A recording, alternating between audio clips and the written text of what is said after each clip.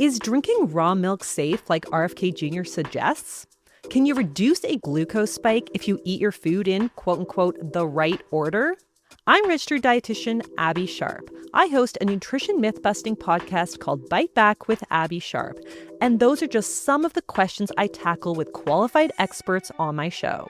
There is so much food misinformation and disinformation out there, and it can feel impossible to know what's real and what's BS. On Bite Back, my goal is to help listeners create a pleasurable relationship with food, their body, and themselves, which in my opinion is the fundamental secret to good health. Listen to Bite Back wherever you get your podcasts. Frequency Podcast Network. Stories that matter, podcasts that resonate. Well, we all know how expensive it is to buy a home right now. Housing affordability has been a major talking point for all levels of government for several years. But despite all of the talk, the actual action has been pretty slow. Housing starts today are running at a pace that's nowhere near where it would need to be from a supply standpoint. And the Canada Mortgage and Housing Corporation this week said to restore affordability levels to where they were pre-pandemic in 2019, well, the country would need 4.8 million new homes constructed over the next decade. So that's about 430,000 to 480,000 homes every year. Today, housing starts are running at around 250,000, give or take. It's a big disconnect. Part of the issue is the home building industry itself. Yes, you have to get the permits and all of the rules and regulations. But the construction industry is plagued by poor productivity, running at near 30-year lows. And that makes it pretty tough to meet any targets. And if you ask the builders, well, nearly 3/4 of construction leaders expect it's going to become increasingly difficult to meet needed demand for housing, particularly as retirements outpace recruitment. Could technology be a solution to improve these productivity levels? Well, a study released by KPMG Canada shows a rapid uptake in technology to improve supply chains and logistics will help get shovels in the ground faster. And of course, we need more people working in the trades. My name is Mike Eppel. Welcome to In This Economy. Joining me today to talk about how to speed up the building process is Jordan Thomson, Director, Infrastructure Advisory at KPMG Canada. Thanks for joining me, Jordan. Good morning. Fill me in a little bit on how the construction industry is one of the weakest for productivity for something that's been going on forever. People have been building houses. How difficult can this be? You put the concrete in the ground for foundation, you put up the walls, the roof, and you build. It shouldn't be that difficult, but yet in all, it's just this massively sluggish process that just keeps hitting brick walls, if you will. Yeah, this is the thing. You hit the nail on the head. Like, construction is the oldest industry in the world. Like, we've been building things as long as we've been Homo sapien.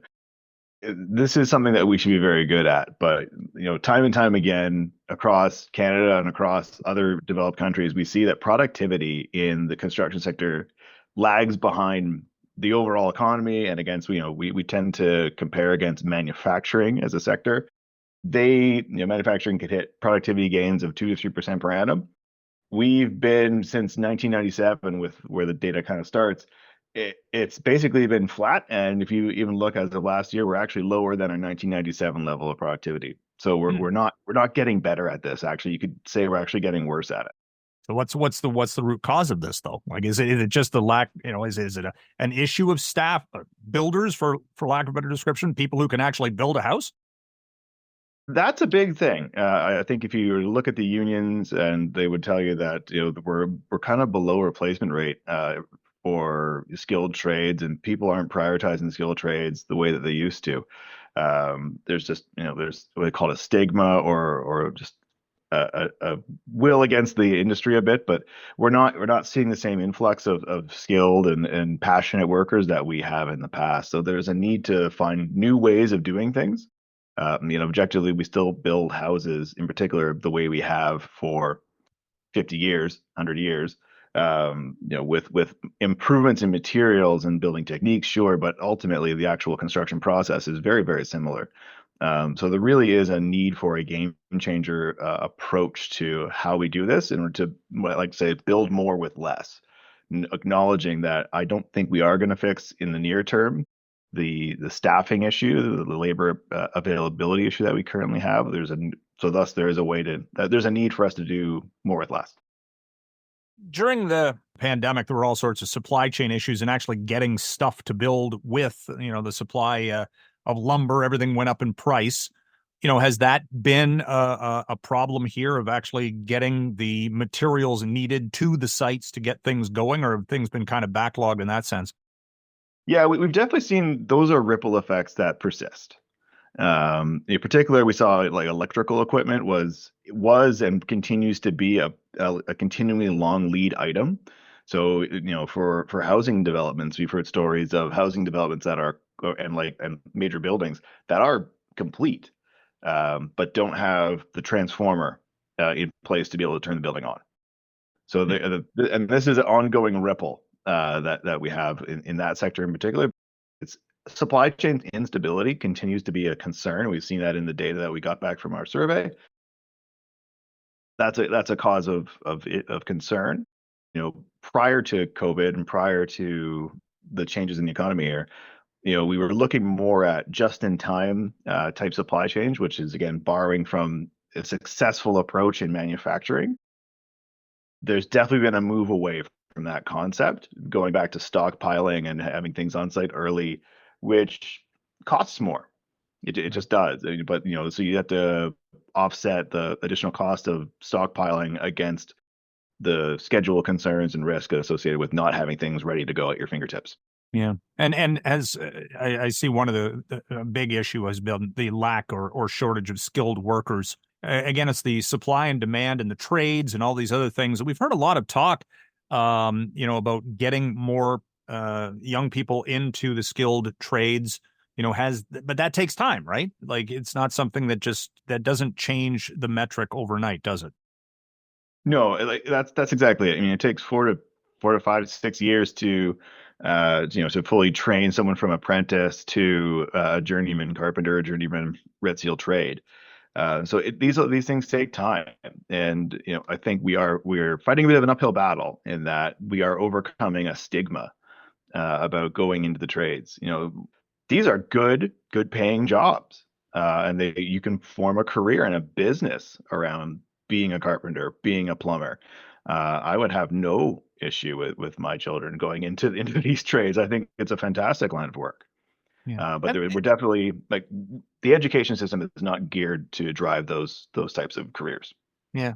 And a lot of it too is today, is more technologically advanced. I realize, the basics of building anything, are what they are. But within the home itself, you've got many more things that are, tied to the environment and infrastructure in that way, and making buildings more efficient, and electronics and all these other things that it's not just being able to hammer a nail into a piece of wood. It's about all these things that go into the actual construction of a home.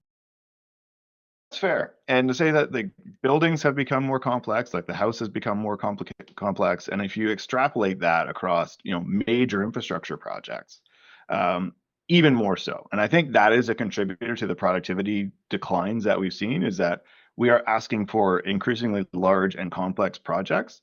And that just means that you need a higher level of skill, increased planning, and your margin for error is increasingly higher, which means if you screw up, if we build it wrong, we have to build it again. That impacts in productivity. So the complexity of the project absolutely impacts productivity. So how do you get the square the circle about, like, your study is specifically talking about how technology fits into all of this, and you're talking about AI, and I'm going, okay, how does artificial intelligence work in lockstep to improve productivity? Can you explain that to me? Yeah, absolutely. So I'll admit, I was kind of surprised when we asked this question. I expected to hear, "Yeah, that's interesting, but not really for us," from the sector, and that was absolutely not what we heard. We heard very much so that people are very excited about this. I had a great discussion with the president of a major contractor saying that looking at every single one of his business units, everyone is looking at the applications of AI, and everyone has come up with different use cases within their business unit. So it is absolutely something that they're looking at. I think the focus right now is more on the office setting. So in the planning, estimating, just general kind of business applications, I think that's going to help increase efficiency within the office. The next thing is really how do we begin to apply AI to the work front? And I think that's going to be, really focused on, again, around planning and scheduling and maximizing efficiency of the limited labor team that you have. How do we build this in the most effective and efficient manner?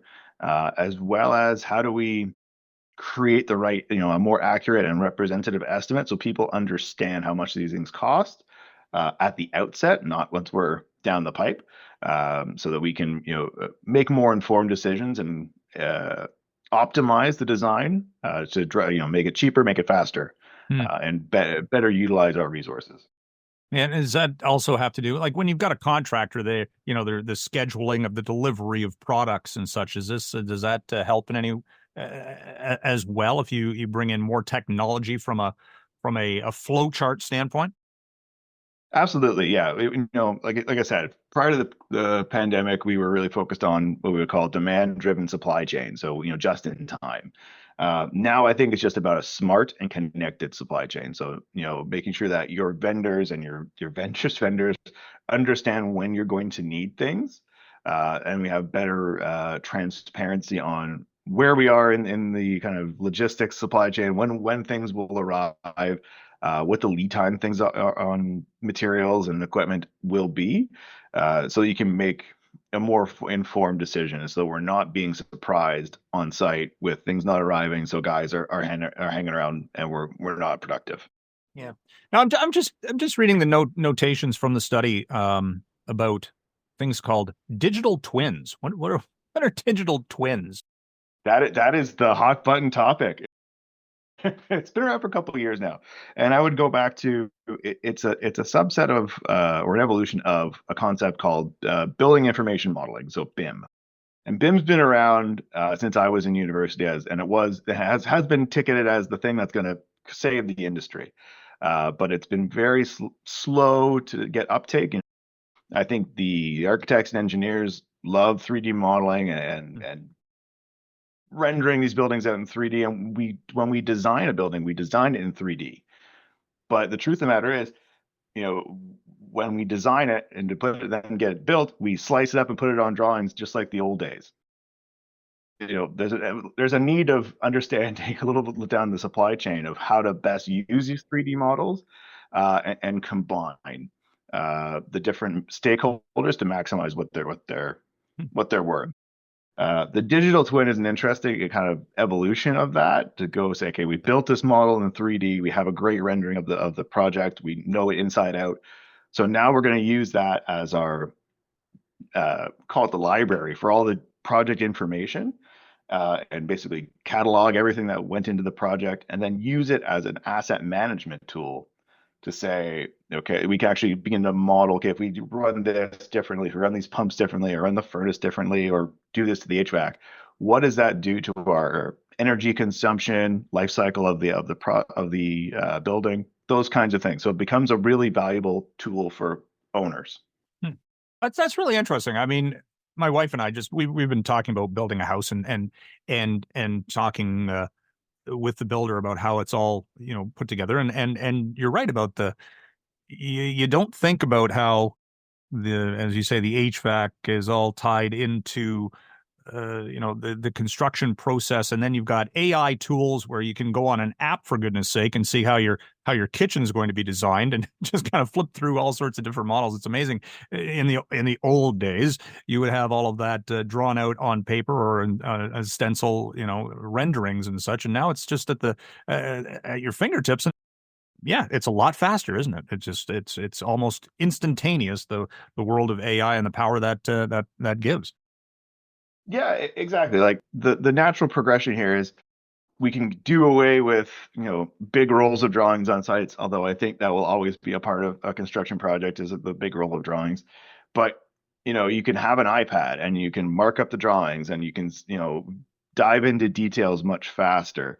And you can have a much more live communication with your architect, with your engineer, to quickly resolve problems on site, as opposed to everything running back to the site office and over to the architect. And these, that takes 2 days to just have that conversation. We can do things live through the iPad. Just again, trying to do things more efficiently and get problems resolved more quickly. You got to have the blueprint spread out over the head of the hood of a pickup truck, right?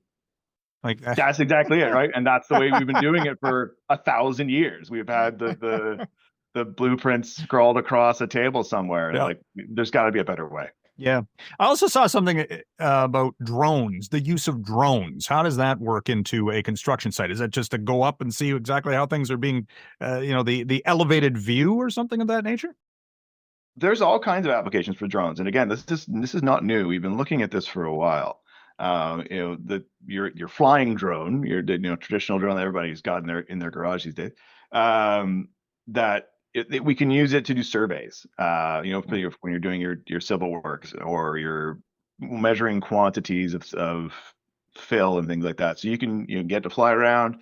You can it plots points on the stockpile, tells you with a pretty decent amount of accuracy how much fill you've had and how much then you have to pay for it. You can use it to do quantity takeoffs that you would typically have a surveyor do, and that would take a couple days to go out and shoot all these things. Whereas this can do it in a couple hours. You can have it do it in real time. The next application, which is really interesting, there's Boston Dynamics has this Spot the Dog. I'm sure we've all seen the robot dogs walking around. They have used this in construct. They applied it to construction applications. So Pomerleau, which is a major contractor in Eastern Canada, they bought a couple of these things, and they walk around their sites, and they have a little LiDAR scanner on the head of it, and it takes photos, and it takes LiDAR scans of the project, and eventually the thought being you can use that to do your reporting, and you can use it to look at quantity takeoffs and show progress to the owner. Really, this frees up. Typically we would have had a site engineer walking around taking pictures. That frees that person up to go do more value add activities. Well, now that you talk about Boston Dynamics and robots and AI. I mean, are we talking about at some point the robots doing some of the construction or doing some of the heavy lifting or something of that nature, or are we still years away from that? Well, I don't think we are as far away as you think we are. And I have to say, I had a conversation this week with a major company that's looking at technologies to use robots that we would see in automotive manufacturing type of application to tie rebar cages. So they can bend the rebar and they can stack it up into a cage, which the rebar cage is what we use to reinforce concrete structures. So a bridge or a foundation that has rebar in it. So it creates a cage that's all tied together with little sticks of rebar. That's prefabricated, and we just build it in the factory and we send it off to site. Their claim is that what would take a crew of rod busters a day to do, they can do that in about an hour. Wow. And they can work around the clock. Theoretically, that would boost productivity now, wouldn't it? Massively, right? Which is exactly how we started this whole conversation, talking about how to do that. So that's going to be interesting to see exactly how that's all adopted. I mean, every day it seems there are advancements, and that's probably going to keep accelerating. Listen, thank you very much for joining me today. No, thanks so much. I appreciate the interest. That was Jordan Thomson, Director of Infrastructure Advisory at KPMG Canada.